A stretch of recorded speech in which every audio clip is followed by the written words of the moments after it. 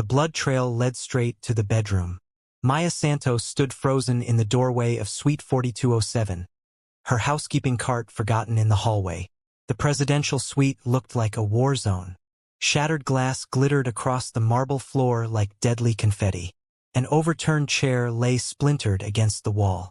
And everywhere, on the white carpet, smeared across the designer furniture, pooled near the bedroom door, was blood. Her first instinct screamed run. Her second whispered call security. Her third, the one that kept her feet planted despite every survival instinct telling her to flee, said someone needs help. Maya took 3 careful steps into the suite, avoiding the glass. Hello? Hotel housekeeping. Is anyone here? Silence. Then, barely audible, a groan. She followed the sound to the bedroom and found him collapsed against the side of the bed. A man in his early 30s, expensive suit torn and soaked crimson, designer watch still gleaming on his wrist despite the gore. His eyes were closed, face pale as death, but his chest still rose and fell in shallow, labored breaths. Multiple stab wounds. Deep ones. He was dying. Maya's hands trembled as she reached for her phone to call security. Then his eyes opened dark, intense, desperate, and locked onto hers. "Towajuseer," he whispered in Korean, then switched to accented English. "Please, don't call. They'll kill me." That's when Maya Santos made the decision that would change everything. If you're already hooked by this opening, do us a huge favor right now. Hit that subscribe button and turn on notifications because this story is about to get intense. Drop a comment telling us what you think Maya should do. Would you help him or run? Let's get into it.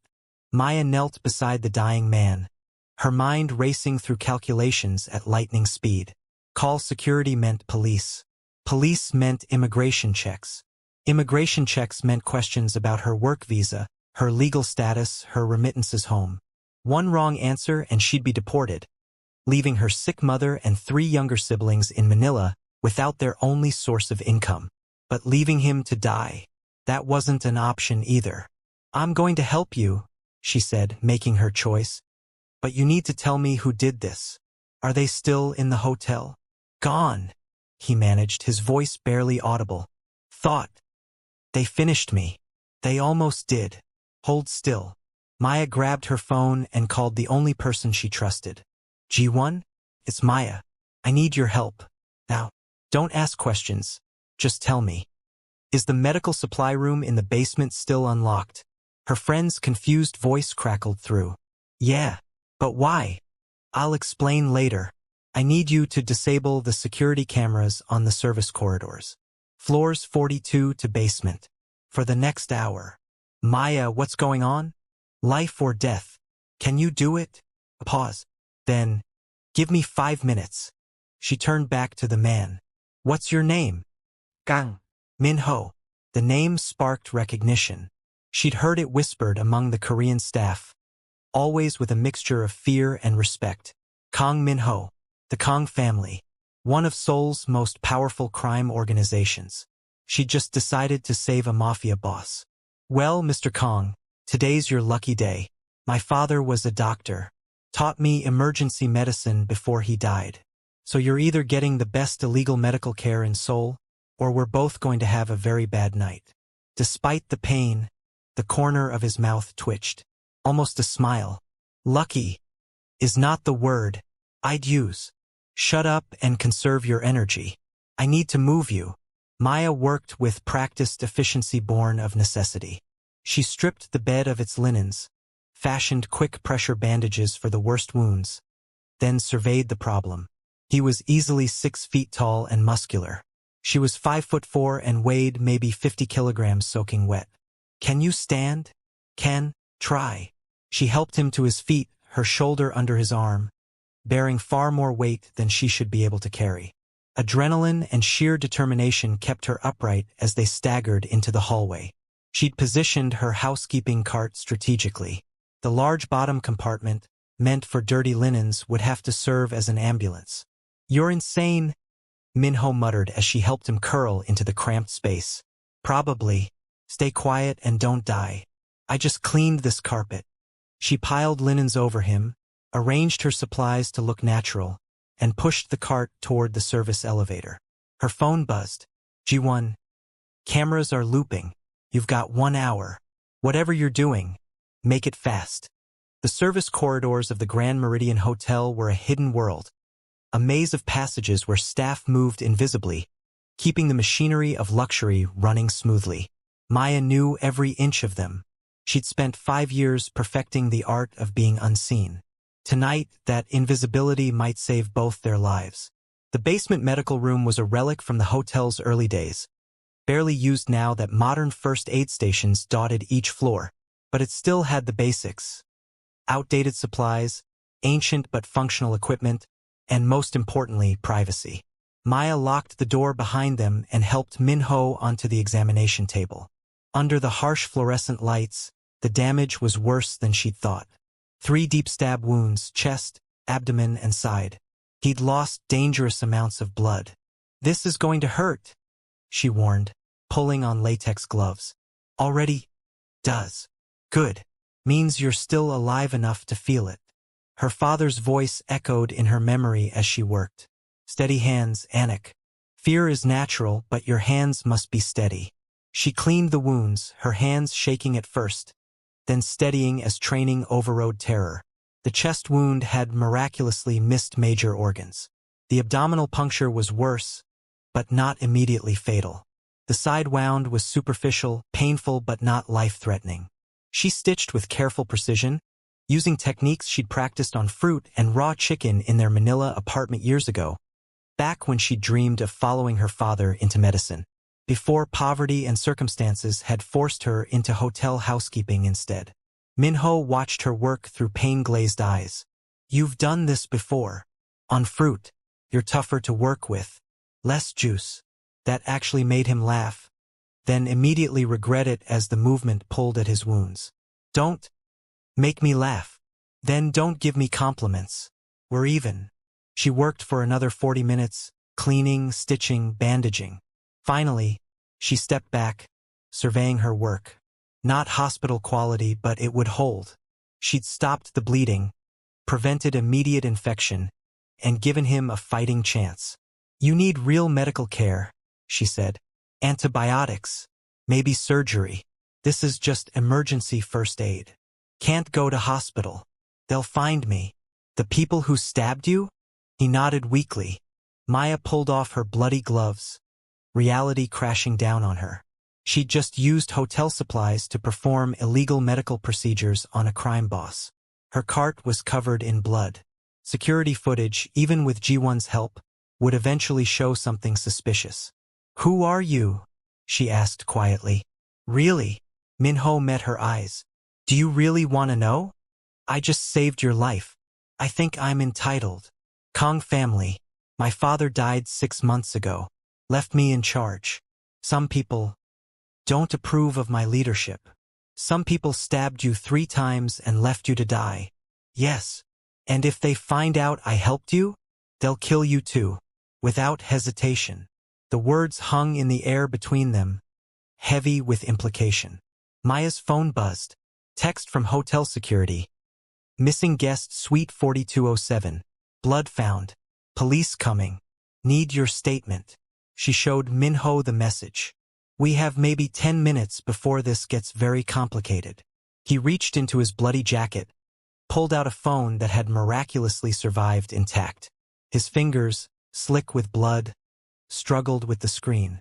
Maya took it from him, unlocked it at his direction, and dialed the number he recited. "Director Huang," Min-ho said when someone answered. His voice was stronger now, commanding despite his injuries. "The Meridian Hotel. Basement. Medical room. 5 minutes. And Huang? The woman with me is under my protection. Anyone touches her, they answer to me personally." He ended the call and looked at Maya. "My people are coming. They'll clean up the suite, handle the police, erase evidence. But you need to come with us." "Excuse me? The people who did this, they'll investigate. They'll find out someone helped me. Hotel records will show you had access to the suite. They'll come for you. So I'm what? Your prisoner. My protected guest. There's a difference." Not from where I'm sitting. Before she could argue further, the door burst open. 3 men in black suits entered, moving with military precision. The lead man, older, scarred, dangerous-looking, assessed the situation in seconds. "Sir," he said, relief evident in his voice. "We thought you were dead." "Clearly not. This is Maya Santos. She saved my life. She's under family protection now. Make sure everyone knows." The man called Huang looked at Maya with calculating eyes. "Understood. Can she be trusted?" "She just performed emergency surgery in a hotel basement using housekeeping supplies. What do you think?" Despite the tension, Maya bristled. "I'm standing right here, and I didn't ask to be involved in whatever gang war you people are running." Huang's expression didn't change. "Nevertheless, you are involved now. Come with us. We'll ensure your safety." "And if I refuse?" Min-ho struggled to sit up, his face contorting with pain. "Then you die. They'll find you within 24 hours. Is that what you want?" Maya thought about her mother's medical bills, her siblings' school fees, the remittances she sent every month that kept her family afloat. If she died, they'd have nothing. "Fine," she said, hating every word. "But I need to contact my family. Let them know I'm okay." "Absolutely not," Huang said. "No communications. It's not safe. Then you can take your protection and—" "She contacts her family," Min-ho interrupted, his voice carrying absolute authority despite his weakness. "Secure line. Supervised. But she contacts them. That's not negotiable." Huang's jaw tightened, but he nodded. "As you wish, sir." They moved Min-ho onto a gurney they'd brought, covered him with a medical sheet. Maya was escorted to a black SUV with tinted windows, feeling like she'd stepped into a movie. Except this was real, and the man bleeding in front of her was really a crime lord, and she was really being kidnapped by the Korean Mafia. How had her life become this? We're just getting started with this intense story. If you're still with us, show some love by hitting that like button and dropping a comment with your biggest question so far. This is about to get even more complicated. The penthouse was in Gangnam, naturally. Floor-to-ceiling windows overlooked Seoul's glittering skyline. Everything screamed expensive, the furniture, the art, the marble floors that probably cost more than Maya would earn in a decade. She stood awkwardly in the entryway while Min-ho was carried to a bedroom where a nervous-looking doctor waited with proper medical supplies. Huang gestured to a couch. "Sit. You're not a prisoner, but you can't leave. Not until we assess the threat level." "How long?" "As long as necessary. I have a job, responsibilities, people depending on me. Your hotel has been informed you had a family emergency and had to return to the Philippines immediately. You'll be paid for the inconvenience." Maya's hands clenched into fists. "You can't just erase my life. We can and we have. For your protection and ours." She wanted to scream, to fight, to run. But she was one woman surrounded by armed men in a building she didn't know, in a country where she was essentially powerless. So instead, she sat down and waited. An hour later, the doctor emerged. "He'll survive." The stitching was crude but effective. Whoever did the initial treatment knew what they were doing. "She did," Huang said, nodding toward Maya. "Hotel maid. Room attendant," Maya corrected sharply. "And I had training. My father was a physician." The doctor looked at her with new interest. "Well, you saved his life. Another hour and he would have bled out. The abdominal wound was particularly nasty. Will he need surgery?" "Eventually, yes. But he's stable for now. I've given him antibiotics, pain medication, fluids. He should rest for at least a week." "He'll rest for 2 days," Huang said. "We have Park family members to deal with." "Park family?" Maya asked. Both men looked at her, seeming to remember she was there. Huang's expression darkened. "The people who tried to kill him. Old guard who think his reforms make us weak." "Reforms? Not your concern. Doctor, you can leave. Remember, you saw nothing." After the doctor departed, Huang turned to Maya. "You wanted to contact your family. Phone." He handed her a secure device. She dialed with shaking hands, and when her mother answered in Tagalog, Maya nearly broke down. Mama? It's me. Anik, where have you been? I've been so worried. I'm fine. There was an emergency at work. I'm gonna be away for a while. But I'm safe. And the money will keep coming, I promise. They talked for 10 minutes, Maya carefully avoiding any details, until Huang made a cutting gesture. She said her goodbyes and hung up, feeling more alone than ever. Thank you, she said quietly. Don't thank me. Thank him. He's the one who insisted. Why? Because despite what you might think, Mr. Kang is not like his father. He actually cares about things like honor and debts. You saved his life. He owes you. In our world, that means something. Days blurred together. Maya was given a bedroom, clothes that actually fit, food that was better than anything she'd eaten in years. But she was still a prisoner, however gilded the cage.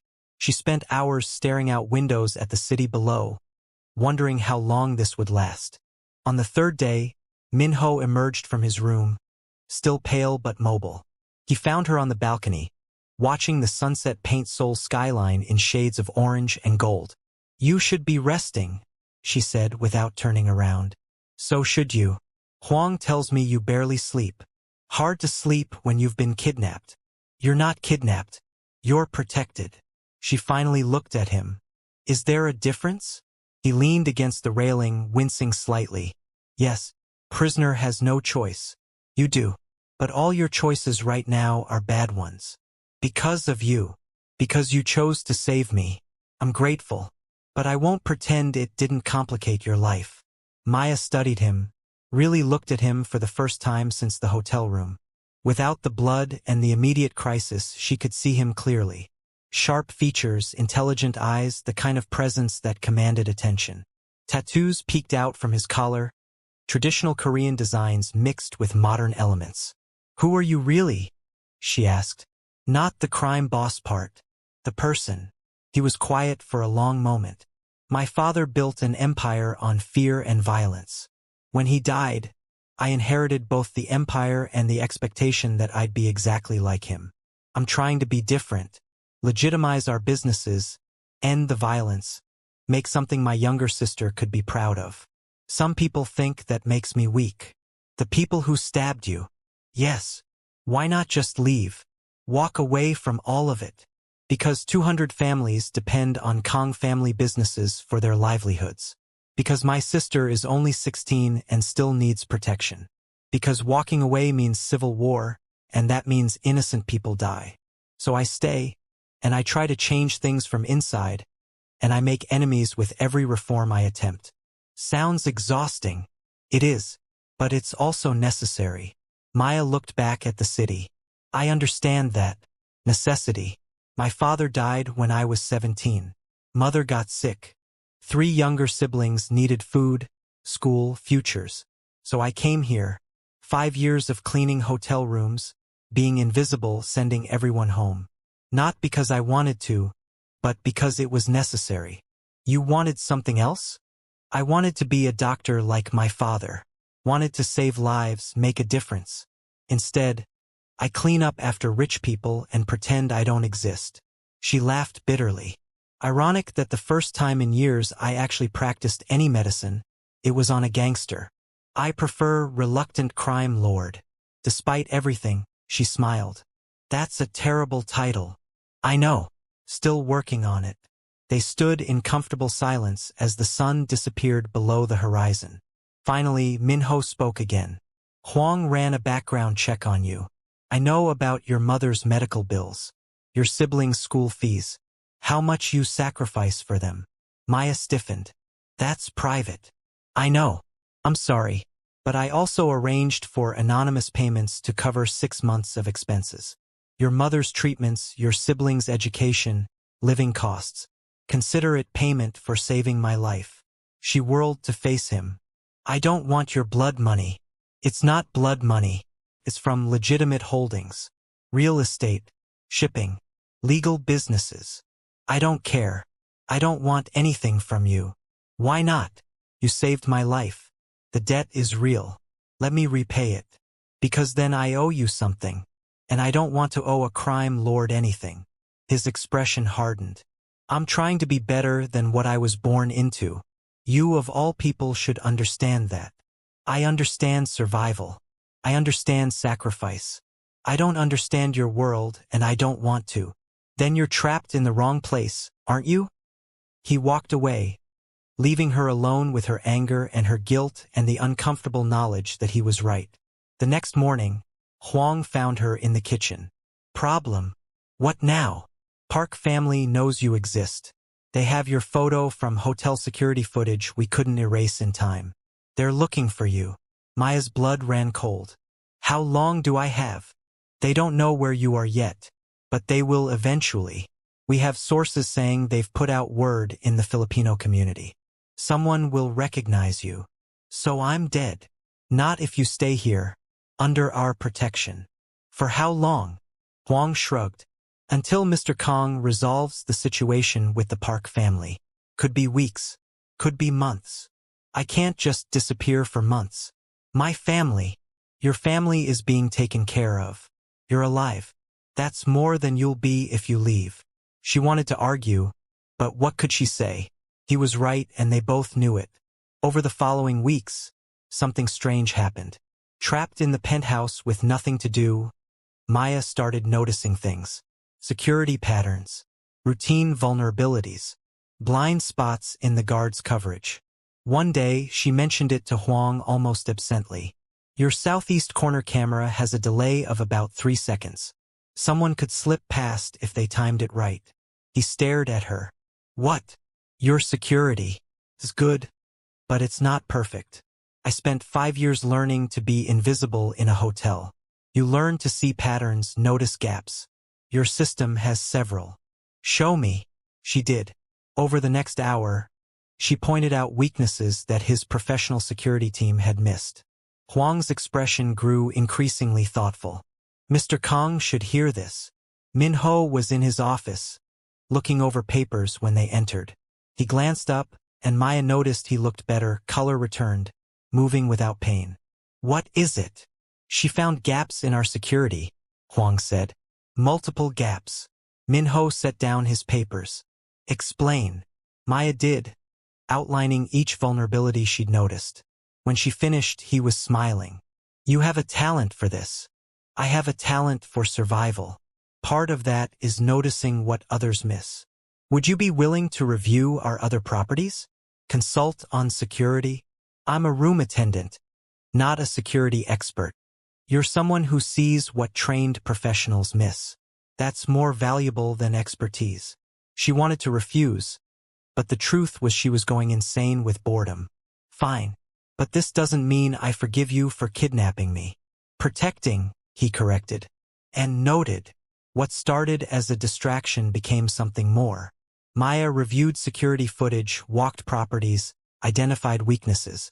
She approached it like she approached cleaning hotel rooms.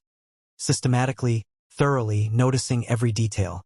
And Min-ho's people started to respect her. One evening, she found him in the living room, playing piano. She hadn't known he played. The music was beautiful, melancholy, filled with longing. I didn't know gangsters played Chopin, she said when he finished. I wasn't always a gangster. Before my father died, I studied music, philosophy, languages. Thought I might teach, maybe. What happened? My father had a heart attack. Suddenly I was the heir. No choice, no preparation. Just thrown into this world and expected to lead. You could have said no. And let our organization descend into chaos? Let rival families tear apart everything my father built? Condemn hundreds of people to violence and poverty? Some choices aren't really choices at all. Maya sat beside him on the piano bench. Play something else. He did something softer, gentler. She closed her eyes and let the music wash over her. And for a moment, she forgot where she was and why. When he finished, they sat in silence.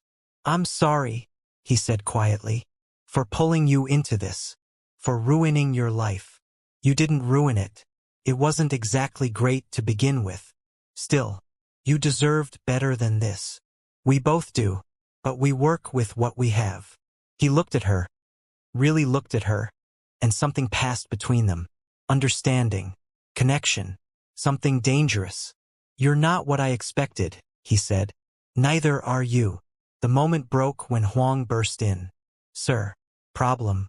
Park family called a meeting. They want to discuss territory. Tomorrow night. Min-ho's expression hardened. It's a trap. Obviously. But if you don't go, you look weak. If I do go, I'm dead. Not necessarily. We'll bring extra security. Plan escape routes. Maya listened to them strategize, her mind working. This meeting. Where is it? Abandoned warehouse district. Neutral territory. Let me guess. Lots of cover. Multiple entry points. Perfect for an ambush. Both men looked at her. Yes, Huang said slowly. How did you know? Because it's what I do. It's obvious. Min-ho stood. I don't have a choice. If I don't go, the family sees me as a coward. I lose what little support I have left. Then you're walking into a death trap. Yes. He said it so simply, so matter-of-factly, that Maya wanted to scream. That's insane. That's my world. You should stay here where it's safe. Safe? She laughed bitterly. I'm trapped in a gangster's penthouse while other gangsters hunt me. Nothing about this is safe. She left before he could respond. Anger and fear warring inside her. That night she couldn't sleep. She kept seeing Min-ho bleeding in that hotel room. Kept hearing his voice asking for help. He'd been so close to death. And tomorrow he was walking right back into it. Around 2 a.m. she made a decision. She called G1 on the secure phone, the first time since her disappearance. Her friend was shocked, relieved, and worried all at once. Where have you been? Everyone thinks you went home to the Philippines. I can't explain, but I need your help. Information. Can you access police reports? My cousin's a dispatcher. Maybe. Why? Park family. Meeting tomorrow night. Warehouse district. I need the location. Maya. What are you involved in? Life or death. Can you do it? Give me an hour. He called back with the address and more. My cousin says there's a secondary location. Park family members have been spotted surveying it. Looks like a backup ambush point. Maya studied the information. She'd been right. It was a trap within a trap. Min-ho was going to die tomorrow, unless she did something about it. This story is heating up and the stakes are getting higher. If you're still watching, you're amazing. Hit that subscribe button if you haven't already, and smash that like button. Drop a comment with your theory about what Maya's going to do. Let's see if you can predict the twist coming. The next evening, Maya watched Min-ho prepare to leave. He was dressed in a dark suit, expensive and immaculate.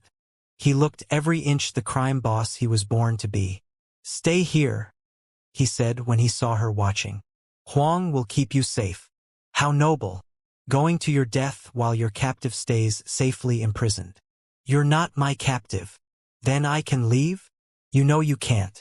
It's not safe. And it's safe for you? He smiled sadly. No. But I don't have a choice. Everyone has a choice. You taught me that. He touched her face gently. If something happens to me, Huang has instructions. You'll be protected. Taken care of. Your family too. I don't want your protection if you're dead. The words hung between them, honest and raw. His eyes widened slightly, recognizing what she'd just admitted. Maya, just don't die. That's all I'm asking. He nodded and left. Maya watched the SUV pull away, her stomach churning with dread. Then she moved. She'd spent weeks studying the security system, finding its flaws. She knew exactly where the blind spots were, how long she had to move between cameras. She'd planned this carefully. 10 minutes later, she was in a taxi, heading toward the warehouse district, wearing dark clothes she'd stolen from the laundry. G1 had sent detailed maps. She knew the layout, knew where the secondary ambush would come from. She arrived 40 minutes before the meeting, found a vantage point with a clear view of both locations. Sure enough, she spotted movement, Park family members positioning themselves at the secondary site, the one Min-ho's people didn't know about. Maya pulled out the phone Min-ho had given her weeks ago, the one she'd kept hidden. She recorded everything, uploaded it to cloud storage, then sent a text to Huang.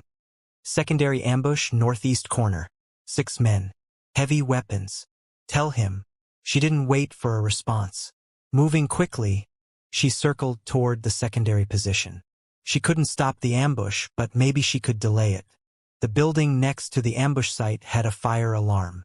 Maya smashed the glass with a rock, pulled the lever. Alarms screamed into the night. People poured out of nearby businesses. Confusion erupted. In the chaos, she slipped into the warehouse where the meeting was happening. She could hear voices, tense negotiations. Then gunshots. The meeting had gone bad. Maya's heart hammered as she navigated through the dark warehouse. More gunshots. Shouting. She followed the sounds and found Min-ho pinned down behind a concrete barrier. 2 of his men down, Huang firing back at Park family members. And then she saw them, the secondary team moving into position, the ones who were supposed to be the surprise attack. Except they weren't a surprise anymore. Min-ho's other guards were ready, having received Huang's warning. They engaged the secondary team before they could attack. The ambush collapsed into chaos. Maya spotted Min-ho breaking for an exit, wounded but mobile. A Park family member raised a gun behind him. "Watch out!" she screamed. Min-ho dove. The shot missed. Huang took down the shooter. In the confusion, Maya grabbed Min-ho's arm. "Service exit. Northeast corner. Follow me." "What are you doing here?" "Saving your life. Again." "You're welcome." She led him through the warehouse maze, using her intimate knowledge of building layouts from years of hotel work. Every building had service corridors, maintenance passages, ways for workers to move unseen. They emerged into an alley. Sirens wailed in the distance. Min-ho grabbed her shoulders. "You could have been killed." "So could you. That was the point." "How did you know about the secondary ambush?" "I have contacts, and I pay attention. Your people were walking into a death trap. Someone had to warn you.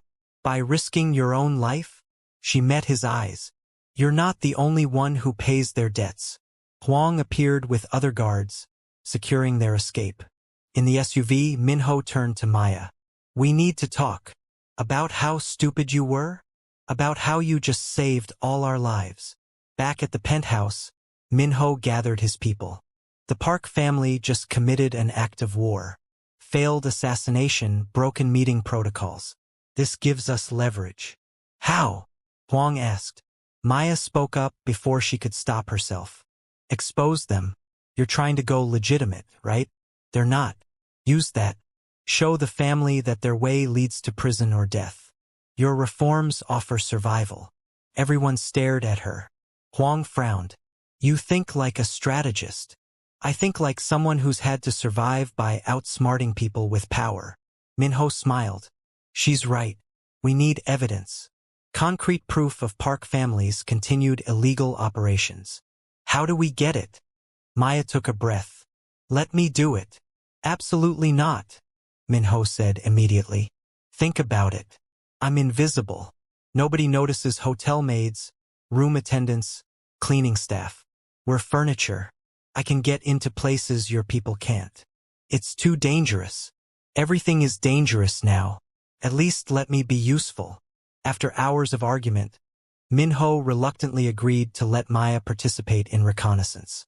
She would pose as cleaning staff at businesses owned by Park family members, gathering evidence of their illegal operations. Over the next week, Maya infiltrated 3 different locations.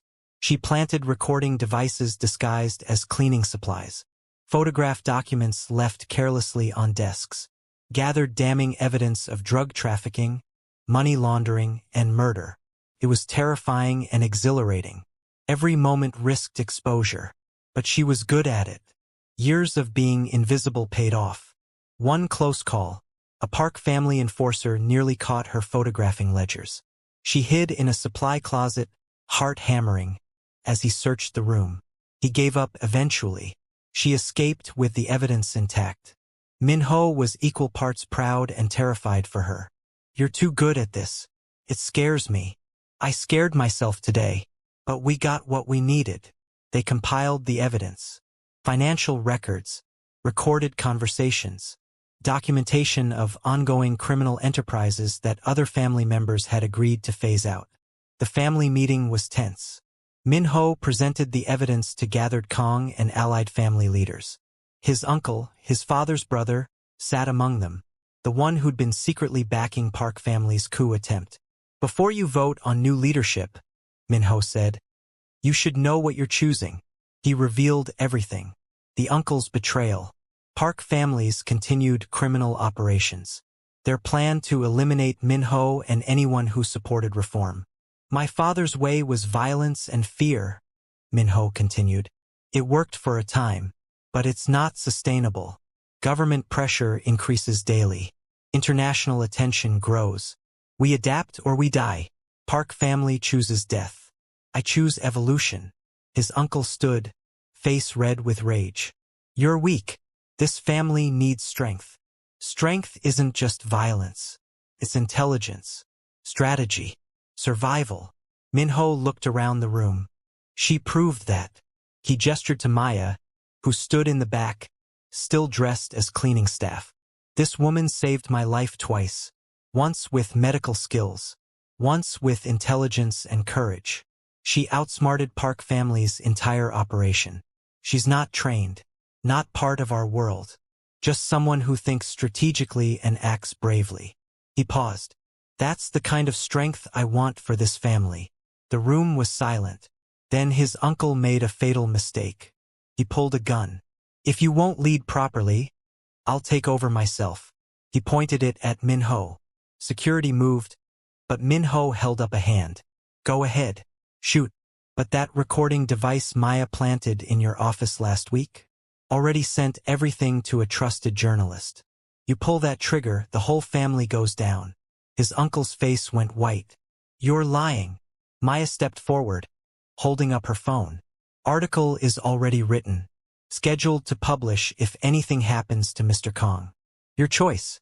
Let him walk away, maybe you survive. Shoot him, we all go to prison." The standoff stretched. Finally, the uncle lowered the gun. Family security took him away. The vote happened.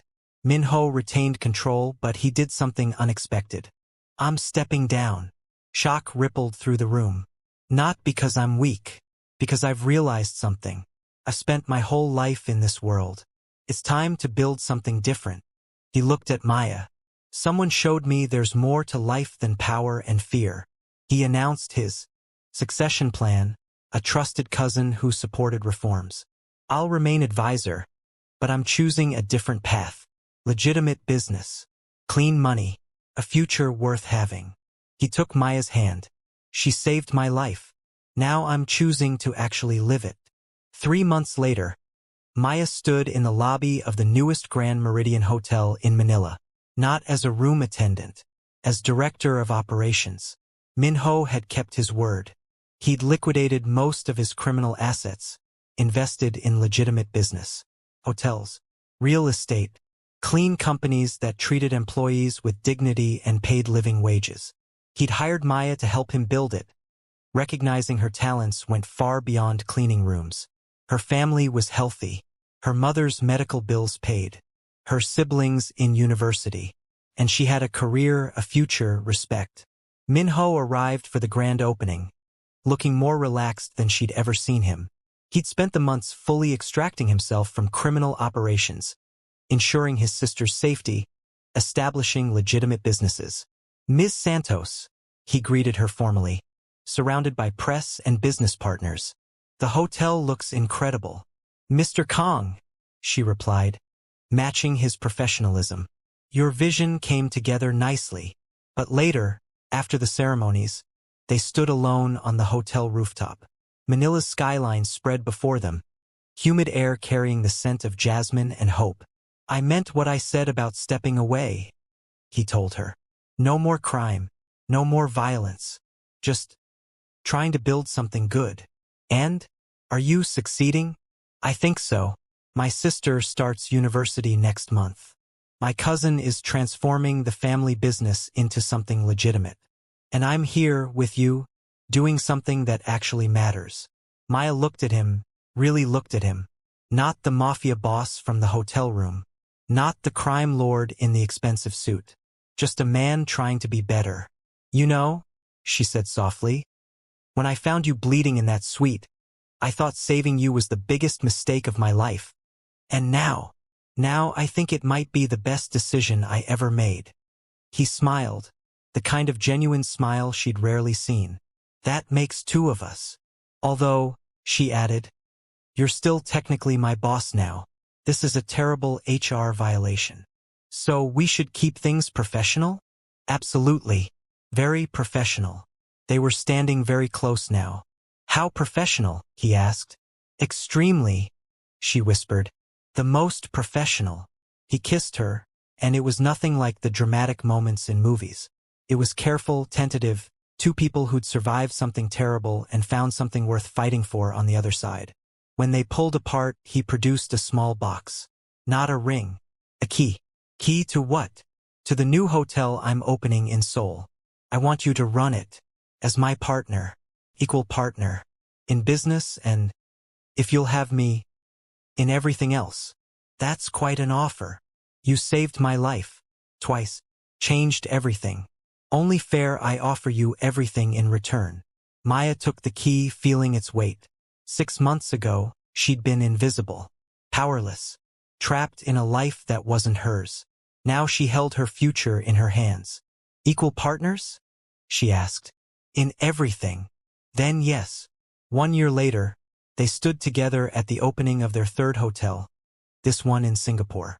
The press coverage called Maya a business prodigy, a rags-to-riches story, an inspiration. What they didn't know was the truth, that she'd saved a dying mafia boss in a hotel room, that her quick thinking had stopped a gang war, that she'd helped dismantle a criminal empire from the inside, that love could grow in the strangest places, between the most unlikely people. Min-ho slipped his hand into hers as they posed for photos. He'd never looked happier, never seemed more at peace. His sister worked at their corporate office studying business. His former organization had transformed into legitimate enterprises. And Maya? She'd gone from invisible to invaluable, from powerless to powerful, from survival to thriving. That night, in their hotel suite, a far cry from the blood-stained room where they'd met, they talked about the future. Sometimes I still can't believe this is real, Maya said. That I went from cleaning rooms to running hotels. That you went from mafia boss to legitimate businessman. We both made choices, Min-ho replied. You chose to save me when you could have run. I chose to change when I could have stayed the same. Your family must hate me. The girl who made you go straight. My sister loves you. Says you're the best thing that ever happened to me. She's right. Maya leaned into him, feeling safe and loved and powerful in ways she'd never imagined. You know what the funny thing is? What? I spent 5 years being invisible, trying to disappear, and then the night I was seen, really seen, by you, everything changed. For both of us. He kissed her forehead. You saved me from bleeding out. Then you saved me from myself. I can never repay that. You already have. You gave me a life worth living. Gave us both one. They were quiet for a moment, reflecting on the strange path that had brought them together. Do you ever regret it? He asked. That night in the hotel? If you could go back, knowing everything that would happen, would you still save me? Maya thought about the fear, the danger, the terror of those months. But she also thought about the love, the partnership, the life they'd built. Every time, she said, I'd save you every time. Even though I was a criminal? Even then. Because I saw who you could be. Who you wanted to be. And I was right. He pulled her close. Quick thinking changed everything. No, Maya corrected gently. Quick thinking saved your life. You changed everything by choosing to deserve that second chance. Outside, Seoul glittered and hummed, full of possibility and promise. Two people from different worlds had found each other in the worst circumstances and built something beautiful from the wreckage. And it all started with one choice, made in a hotel room covered in blood, by a woman who saw humanity where others saw only danger. Sometimes the right choice is the dangerous one. Sometimes saving a life means risking your own. And sometimes, the person you save ends up saving you right back. If the story moved you, show us some love. Subscribe to our channel for more incredible true stories. Hit that like button and share this with someone who needs to hear this message about courage, redemption, and unexpected love. Drop a comment telling us your favorite moment from this story. Until next time, remember, one moment of courage can change everything. One choice can transform your entire life. And sometimes, the best thing you can do is follow your heart, even when it leads you into danger.